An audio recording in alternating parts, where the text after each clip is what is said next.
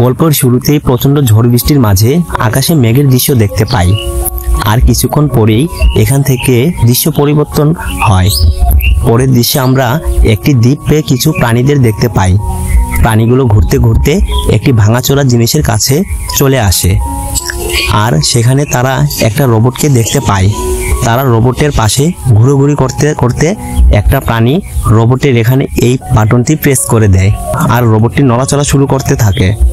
এটা দেখে প্রাণীগুলো ভয় পেয়ে সেখান থেকে সরে যায়, আর রোবটটি উঠে দাঁড়িয়ে নিজের পরিচয় দিতে থাকে আর বলতে থাকে, ইউনিভার্সাল ডাইনামিক রোবট ক্রয় করার জন্য আপনাকে অসংখ্য ধন্যবাদ। আমার নাম হলো রোজাম 7134। এটা বলে সে প্রাণীদেরকে তাকে কাজ দিতে বলে, কারণ তাকে বিশেষ করে কাজ করার জন্যই বানানো হয়েছে।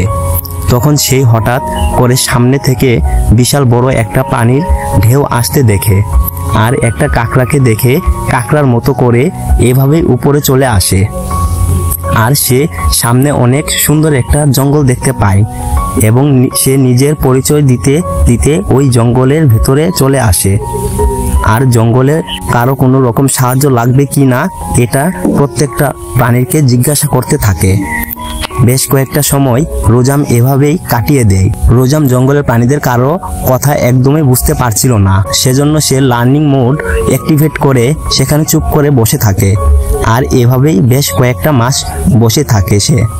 প্রাণীদের কথাবার্তাগুলো মন দিয়ে শুনতে থাকে, আর প্রাণীদের কথাগুলো মন দিয়ে শুনতে শুনতে যখন সে প্রাণীদের ভাষা সম্পূর্ণ বুঝে যায়, তখন সে আবারও উঠে দাঁড়ায় এবং রোজাম প্রাণীদের সমস্ত কথা বুঝতে পারে। জঙ্গলের সব প্রাণীরা রোজামকে দেখে একটা মনস্টার মনে করে। একটা হরিণ এসে রোজামকে ধাক্কা মারে ফেলে দেয়। রোজাম তখন আবারও উঠে দাঁড়ায়। তখন রোজাম তাকে দেখে ভয় পেয়ে সেখান থেকে পালিয়ে যায়। কিছুক্ষণ পরে সেখানে বৃষ্টি শুরু হয়ে যায়। রোজাম বৃষ্টির মধ্যে ভিজতে ভিজতে আশেপাশে ঘুরতে থাকে, আর বুঝতে পারে সে ভুল জায়গায় চলে এসেছে। রোজাম বুঝতে পারে তাকে আবারও ফ্যাক্টরিতে ফিরে যেতে হবে। সেজন্য সে রিটার্ন টার্মিনাল অ্যাক্টিভেট করে দেয়। তখন আকাশ থেকে তার উপর বিদ্যুৎ এসে পড়ে, তাই সে উপর থেকে নিচে পড়ে যায়। আর কিছুক্ষণের জন্য তারা সমস্ত সিস্টেম বন্ধ হয়ে যায়।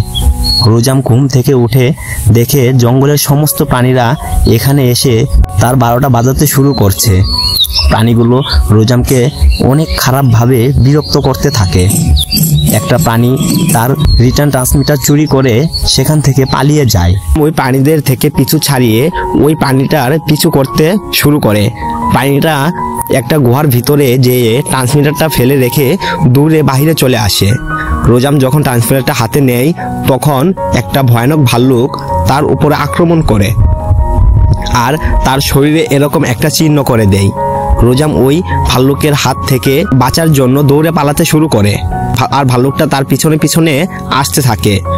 অনেকটা সময় এভাবেই দৌড়ানোর পর রোজাম পাহাড়ের উপর থেকে নিচে পড়ে যায়। আর এই জায়গায় একটা মা হাঁস তার ডিমগুলোর সাথে বসবাস করত। রোজাম উপর থেকে নিচে পড়ার কারণে ওই মা হাঁস মারা যায়, আর ডিমগুলো নষ্ট হয়ে যায়। কিন্তু সৌভাগ্যবশত রোজাম সেখানে একটি ডিম ভালো অবস্থায় দেখতে পায়, আর সে স্ক্যান করে দেখে ওই ডিমটার ভিতরে একটি বাচ্চা রয়েছে। তাই রোজাম ওই ডিমটাকে নিজের কাছে রেখে দেয়। কিছুক্ষণ পর রোজাম যখন ওই ডিমটাকে দেখছিল, তখন একটি শিয়াল এসে ওই ডিমটাকে মুখে নিয়ে সেখান থেকে পালিয়ে যায়। আর রোজাম ওই শিয়ালের পিছু করতে থাকে। শিয়ালটার নাম হলো ফিঙ্ক। অনেকক্ষণ পিছু করার পর রোজাম এখান থেকে নিচে পড়ে যায়। এটা দেখে ফিঙ্ক অনেক খুশি হয়ে যায়। ফিঙ্ক যখন সেখান থেকে চলে যাবে, তখনই রোজাম এভাবে স্পাইডারম্যানের মতো উপরে চলে আসে, আর ফিঙ্ককে এভাবে ঘিরে ধরে। ফিঙ্ক প্রথম ভয় পেয়ে ডিমটা নিচে রেখে দেয়। রোজাম যখন ডিমটা হাতে নিতে যাবে, তখন ফিঙ্ক আবারও ডিম মুখে নিয়ে পালিয়ে যায়। তখন বেচারার এই অবস্থা হয়। রোজাম ডিমটাকে যত্ন করে নিজের কাছে রেখে দেয়, আর ফিঙ্ককে ধরে তার শরীরের সমস্ত কাঁটা বের করতে থাকে। তারপর ফিঙ্ক সেখান থেকে পালিয়ে যায়। তখন রোজাম ডিমের ভিতরে কিছুটা কম্পন অনুভব করতে পারে, আর ডিমটার মাঝে ধীরে ধীরে ফাটল ধরতে শুরু করে। এটা দেখে রোজাম ডিমটাকে ভেঙে যাওয়ার হাত থেকে বাঁচানোর জন্য যথেষ্ট চেষ্টা করে, কিন্তু অবশেষে ডিমটা ভেঙে একটা কিউট হাঁসের বাচ্চা বেরিয়ে আসে। বাচ্চাটা জন্মের পরই রোজামকে দেখে তাকে নিজের মা ভাবতে শুরু করে। কিন্তু রোজাম আবারও ফ্যাক্টরিতে যাওয়ার জন্য রিটার্ন ট্রান্সমিটার অ্যাক্টিভেট করতে থাকে, কিন্তু সেখানে নেটওয়ার্ক না থাকায় নেটওয়ার্ক খুঁজতে সামনে এগিয়ে যায়। আর বাচ্চাটাও রোজামের পিছনে পিছনে আসতে থাকে। রোজাম বাচ্চাটাকে ইগনোর করে সামনের দিকে যেতে থাকে। কিছুক্ষণ পর রোজাম যখন নেটওয়ার্ক পেয়ে যায় তখন রিটার্ন ট্রান্সমিটার অ্যাক্টিভেট করতে থাকে, কিন্তু ওই হাঁসের বাচ্চাটা এভাবে ট্রান্সমিটার নষ্ট করে দেয়। রোজাম এই বাচ্চাটার ব্যবহার কিছুতেই বুঝতে পারছিল না। তখন সে সামনে একটা মা প্রাণীকে তার বাচ্চাদের সঙ্গে দেখতে পায়। এই প্রাণীটার নাম হলো আফসা বা বড় বিড়াল। এই প্রাণীদের বৈশিষ্ট্যগুলোর মধ্যে একটি বৈশিষ্ট্য হলো এরা কোনো বিপদ দেখলেই বা বিপদের মুখে পড়লেই মরে যাওয়ার অভিনয় করে, যাতে শিকারীরা এদেরকে না ধরে ছেড়ে চলে যায়। যাই হোক, রোজাম তার সামনে এদেরকে দেখে ওই হাঁসের বাচ্চাটাকে চুপ করে ওই বিড়ালের বাচ্চাদের মাঝে রেখে দেয়। বাচ্চাদের মা হাঁসের বাচ্চাটাকে দেখে জিজ্ঞাসা করে, তোমার মা কোথায়? তখন সেখান থেকে রোজাম চলে আসে আর তারা রোজামকে মনস্টার মনে করে মরে যাওয়ার অভিনয় করতে থাকে।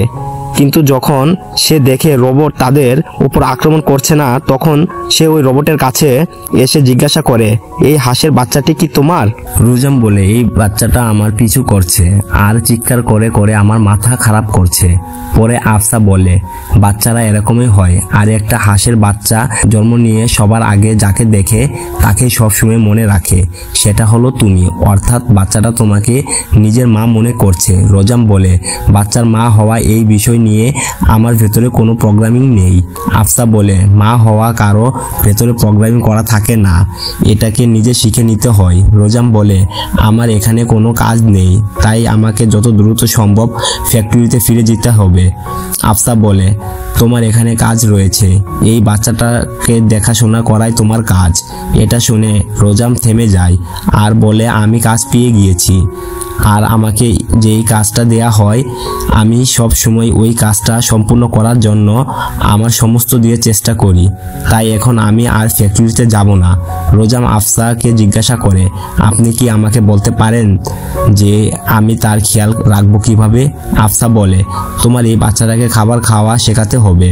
সাধারণত একটি প্রাণী এই একটা জিনিসই দরকার হয়, কিন্তু এটা যেহেতু গলসিং, সেজন্য তোমাকে খাবার খাওয়ার পাশাপাশি সাঁতার কাটা আর আকাশে ওড়া শেখাতে হবে, আর সেটাও আগামী শীত আসার আগে। এটা বলে আফসা তার বাচ্চাদেরকে নিয়ে রোজামকে গুড লাক বলে সেখান থেকে চলে যায়। কয়েক মাস পর দেখা যায় যে রোজাম ওই হাঁসের বাচ্চাটিকে সাঁতার কাটা সহ আকাশে উড়ানো শিখিয়ে ফেলে। পরে ওই হাঁসের বাচ্চাটি তার দলের সাথে যোগ হয়ে ওই আইল্যান্ড ছেড়ে নতুন আইল্যান্ডের দিকে চলে যায়। আর এইভাবে এই সুন্দর মুভিটি এখানে শেষ হয়ে যায়।